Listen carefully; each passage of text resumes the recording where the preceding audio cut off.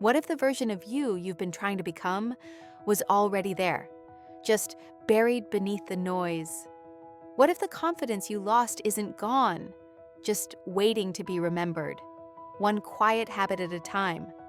The fifth habit might sound simple, even ordinary, but it's the one that restored my clarity, rebuilt my peace, and helped me trust myself again. And I believe it's the one that will shift everything for you too, if you let it. There was a time in my life when I would wake up already behind. The alarm would scream. I'd reach for my phone, and within seconds, I was scrolling, not thinking, not feeling, just absorbing. And somehow, before I even stepped out of bed, I felt like I had already failed. I wasn't lazy, I wasn't ungrateful, but everything felt heavy. My thoughts scattered, my body sluggish, and my confidence thin. I wasn't doing anything wrong exactly, but I wasn't feeling right either. The smallest tasks drained me. My mind raced but produced nothing useful. I watched people around me move with clarity, with purpose, and I kept wondering, where did they get that energy? That calm, that spark? I wanted it badly. Not to impress anyone, not to prove anything, just to feel like me again. Like I wasn't constantly losing pieces of myself in 1,000 tiny moments I couldn't name. If this video already spoke to something inside you, like it did for me, like and subscribe. You're not alone. If you've ever felt like that, like you're constantly catching up to a version of yourself you can't quite reach, I want you to know you're not broken. There's nothing wrong with you. The world just got loud, too fast, too demanding, and somewhere in that rush, you forgot how to hear yourself think. That sense of depletion you feel isn't because you're lazy or undisciplined. It's because you've been pouring yourself into everything and everyone without pausing to refill. We don't lose confidence overnight. We lose it in the 1,000 ways we stop showing up for ourselves. And energy, focus, they're not just about sleep or food or willpower. They're signals, signs that we've drifted too far from our center. But here's the good news. You don't have to reinvent your life to reclaim that part of you. Sometimes, it only takes a few small shifts, gentle daily movements that bring you back home to yourself. And that's what this is about. Today I'm going to share with you the 5 habits that quietly, steadily, and completely change the way I experience myself. These aren't the kind of habits you see on a highlight reel.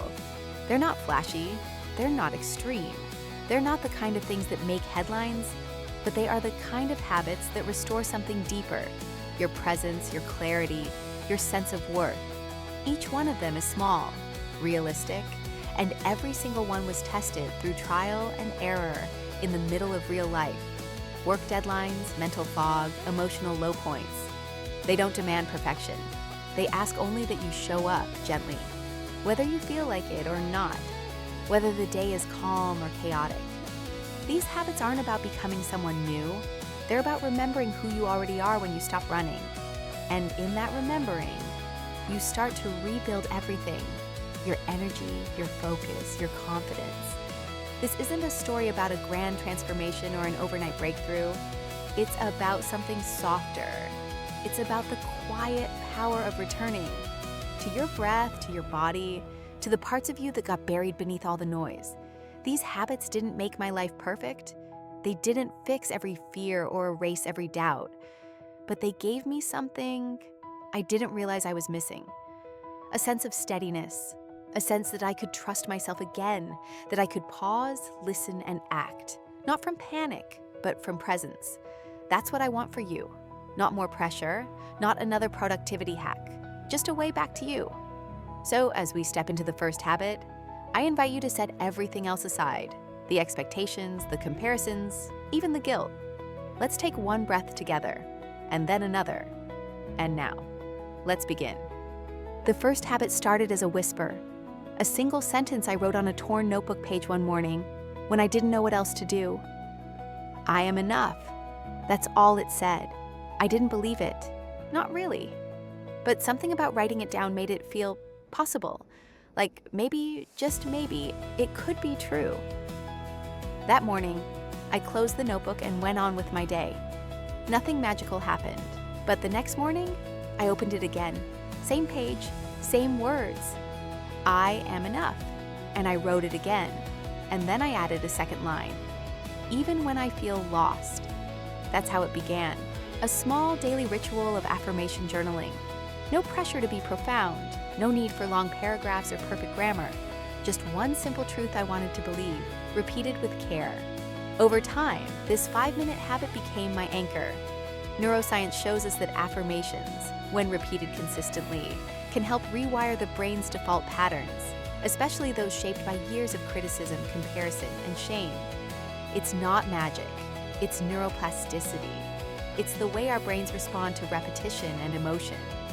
And when you put your thoughts on paper, you engage more senses. You see it, you feel it, you claim it. Slowly, that voice of doubt loses its grip. Slowly, your inner dialogue shifts from attack to compassion. I remember one morning I wrote, "I am doing my best, and that is enough." I had barely slept the night before. Work had piled up, I was snapping at people I loved. And yet, just writing that sentence softened something in me. It reminded me I didn't need to earn rest or kindness. I just needed to return to it. And that journal page became a doorway, not into perfection, but into peace. If this habit feels foreign or awkward, that's okay.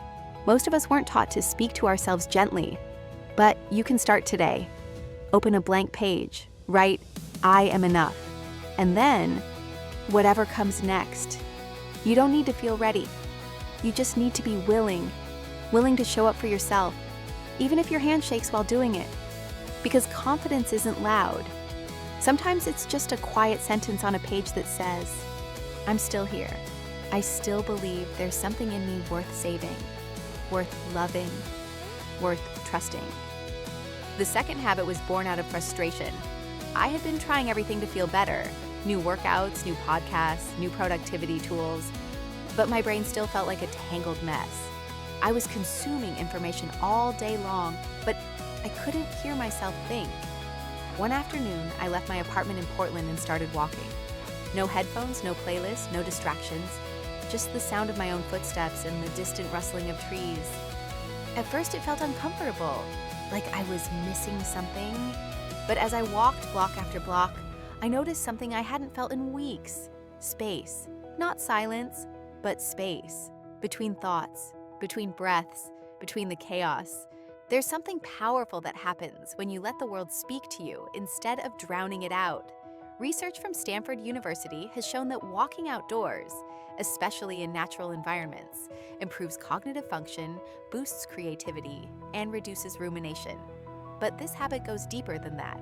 When you walk without input, you reconnect with your own internal rhythm. You begin to notice how your mind sounds when it's not trying to keep up with everyone else. You return to your senses. Literally. The cool air on your face, the crunch of gravel under your shoes, the shifting of light through branches, and with each step, you come back to your body, to the present, to yourself. There was one morning in particular that changed everything. I had woken up anxious for no reason I could name. My chest was tight. My thoughts were looping. I almost reached for my phone out of habit, but something inside said, "Not today." I laced up my shoes and walked out the door. 10 minutes. No phone, just movement. And somewhere between my apartment and the edge of Laurelhurst Park, the noise in my head began to fade. The panic didn't disappear, but it loosened. And in its place, there was breath, stillness, ground. Now, I do this every morning, 10 minutes, rain or shine, even when I don't want to, especially when I don't want to, because that's when it matters most, when everything in you wants to escape, numb, distract, and instead, you choose to listen, you choose to stay, you choose yourself. Which of these first two habits spoke to you the most so far? I'd love to hear what landed. Share your thoughts with me in the comments below. The third habit was something I used to roll my eyes at. Reading personal growth books felt like something people did to feel productive, not to actually change. But I was wrong. One evening, after a long day that left me feeling invisible and drained, I sat on the edge of my bed and picked up a book I had bought months ago but never touched. The spine wasn't even cracked. I told myself I'd read just 5 pages. Nothing more. 5 pages felt manageable, like something I could finish without pressure. And those 5 pages shifted something in me. It wasn't the content alone, though the words did speak to parts of me I had forgotten. It was the act of choosing to slow down, to feed my mind something nourishing instead of numbing. The average American scrolls for over 2 hours a day. We take in so much, but we rarely absorb anything. Reading, especially reading intentionally, reactivates that part of us that's hungry to grow, not for performance, but for peace. I started keeping a book on my nightstand. No goals, no deadlines, just a quiet agreement with myself. 5 pages. It didn't matter if I was tired. It didn't matter if I'd already read 100 things on my phone. This was different. This was sacred. One night, I read a sentence that said, "You're not behind, you're just healing." I stopped and closed the book right there. Those 6 words echoed through me like a bell. I hadn't realized how deeply I believed I was failing just because I wasn't moving fast. That's the thing about personal growth books. The good ones don't yell at you. They hold a mirror up. They remind you of your own strength, your own softness. They give you language for the things you feel but can't yet say out loud. And they do it gently, 1 page at a time. Now, when I read my 5 pages, I'm not doing it to check a box. I'm doing it to remember, to reconnect, to place something kind and true between me and the noise of the world. It's a small act of devotion, not to becoming better, but to becoming more me. If your confidence feels shaky, if your focus is scattered, maybe what you need isn't more input. Maybe it's the right words, at the right time, delivered in stillness. Just 5 pages. That's all it takes to begin. I used to go straight from bed to desk. Some days I didn't even change out of my sleep clothes. I'd shuffle into my kitchen, pour a rushed cup of coffee, and sit in front of my laptop like I was bracing for impact. My body stayed in defense mode, hunched, tight, barely awake while my inbox screamed at me. I didn't notice how much tension I was holding until one morning. In a moment of instinct more than intention, I stood in the middle of my living room and just stretched, arms up, back arched. A deep, shaky breath I didn't know I needed. It wasn't yoga, it wasn't even structured, but it was enough to make me realize I had been living entirely in my head. That morning, I gave myself 5 minutes. I rolled my shoulders, I twisted my spine, I moved my neck slowly from side to side, and for the first time in weeks, I felt myself arrive. I wasn't rushing, I wasn't reacting, I was listening, not to emails or notifications, but to the messages my body had been trying to send me. I'm tired, I'm stiff, I'm still here. Stretching isn't glamorous. It doesn't make for impressive social media clips, but physiologically, it shifts everything. It activates the parasympathetic nervous system, the part of you that calms, resets, restores. A simple forward fold, a slow shoulder roll, even a deep inhale with arms reaching high. These movements ground you. They bring you back into yourself. And when you start your day from your body, instead of your screen, you move with more trust, more focus, more grace. There's a difference between getting through your day and being in your day. Stretching is how I close that gap. It's how I tell myself, before you serve others, before you chase deadlines or goals, you matter. Your breath, your spine, your stillness. It matters. Now I stretch every morning, sometimes for 2 minutes, sometimes for 10. It's not about routine perfection. It's about creating a small ceremony, a way of honoring my own presence before the noise begins. And the ripple effect is real. I show up to work calmer, more confident, less reactive, because I've already checked in with the one person I often forget to consult, me. Have you ever tried starting your day with your body instead of your phone? Tell me what shifts for you when you do. I'd love to hear your experience. The last habit felt almost impossible at first. A digital sunset. No phone after 9 p.m. I laughed when I wrote it down like it was a real goal. I was so used to ending my day with blue light, checking messages, scrolling endlessly, chasing one more dopamine hit before bed. It was my numbing ritual, my way of avoiding the quiet. But the quiet was exactly what I needed. I didn't realize how much stimulation I was dragging into my sleep, how much anxiety was being fed by that never-ending stream of other people's lives, thoughts, and noise. I thought I was winding down, but I was actually winding up, tightening the coil for another restless night. One evening, after a particularly long and scattered day, I powered down my phone at 9 p.m. No exceptions. I put it in another room and just sat with myself. It was uncomfortable. My hands twitched toward where the device usually sat. I kept reaching for a habit that no longer had permission. And in that discomfort, something beautiful happened. My breath slowed. My thoughts stopped sprinting. I picked up a pen. I lit a candle. I stared out the window. I remembered what it felt like to be human, unoptimized, unscrolled, unobserved. The benefits showed up quickly. I fell asleep faster. I woke up clearer. My dreams returned. And more than anything, I stopped feeling like I was carrying the entire digital world in my pocket.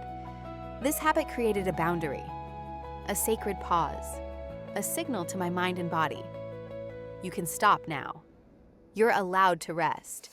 Sleep research backs this up. The blue light from screens delays melatonin release, disrupts your natural circadian rhythm, and leaves you feeling foggy the next day. But beyond the science, there's something deeply emotional about reclaiming your evenings, about choosing peace over input, stillness over stimulation, about telling yourself, this day is done, and I get to end it on my terms. Now, every night after 9 p.m., the world shrinks back to the size of my own presence. I stretch, I read, I reflect. Sometimes I do nothing at all, and that nothingness is everything. It's where my confidence rebuilds, where my energy restores, where my focus renews. Not through effort, but through quiet, through the decision to disconnect from what drains, so I can reconnect with what matters. None of these habits changed my life overnight. There was no dramatic before and after moment, no grand reveal. But piece by piece, I began to feel different. Not louder or more impressive, just more me. I stopped trying to fix myself and started learning how to listen. I stopped chasing confidence like it was something out there and began tending to it like a garden inside me. These 5 habits, writing down, I am enough, walking without distraction, reading words that heal, stretching into the day, unplugging into the night, they became threads. And slowly, those threads wove me back together. Because here's the truth no one tells you. You don't need a new version of yourself. You just need to remember the one you already are. Under the burnout, under the noise, under the expectations and edits and performances. You're still in there, still worthy, still whole. And sometimes, all it takes is one small act of care to find your way back. You don't have to do all 5 habits. You don't need a perfect morning routine or a flawless evening ritual. You don't even have to be consistent every single day. You just have to begin. Gently. Today. Pick one. The one that speaks to you the most. The one that feels doable, even if your energy's low. Let it be a whisper, not a scream. A kindness, not a command. Confidence isn't built by becoming someone else. It's rebuilt quietly by showing up for yourself in small, true ways, again and again, until your nervous system starts to believe, I'm safe here, I'm enough here, I belong here. Energy isn't about pushing harder. It's about aligning with what replenishes you, what lights you up without burning you out, what brings your body and mind into the same room, breathing the same breath. Focus isn't about forcing attention. It's about making space, clearing the digital clutter, softening the tension, coming home to what matters. You don't need a new job, a new city, or a brand new version of yourself to feel better. You just need 5 minutes of presence, one breath of intention, one small habit that feels like a gift instead of a punishment. That's where it begins. That's where you begin again. Enjoyed this message? Leave a like, subscribe, and share it with someone who needs to remember their worth today.